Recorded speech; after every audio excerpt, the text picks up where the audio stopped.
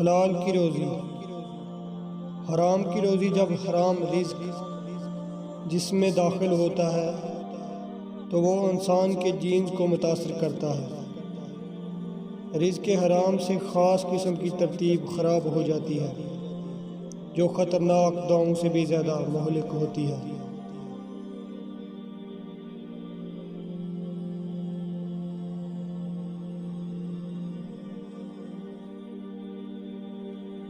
Hiroshima پر کئی سال پہلے ایٹم بم گرا تھا، لیکن آج بھی وہاں پر معذور بچے پیدا ہوتے ہیں۔ رزق حرام سے جو تبدیلی آتی ہے اس کے باعث پیدا ہونے والے بچے لولے لنگڑے اور اندھے ہوتے ہیں۔ معذور ہونے کے ساتھ ساتھ وہ نا امید بھی ہوتے ہیں۔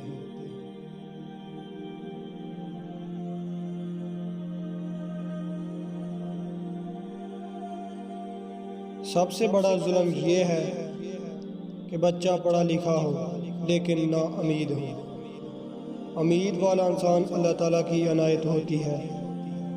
حلال روزی کی ایک بڑی نشانی اللہ تعالیٰ سے امید ہے۔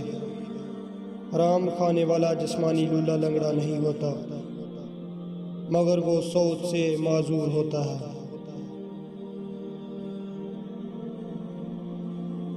جینز نسل انسانی میں نسل در نسل جب سفر کرتی ہے تو ان جینز کے اندر ایسی ذہنی گندگی پیدا ہو جاتی ہے جیسے ہم پاگل پن کہتے ہیں۔ آپ کو بڑے بڑے لوگ پاگل خانے کے باہر بھی پاگل نظر آئیں گے۔ رزق حرام سے آنے والی نسلوں کو پاگل پن وراثت میں ملتا ہے۔ جو قوم رزق حرام کھانا شروع کر دیتی ہے وہ قوم دیوانی بن جاتی ہے۔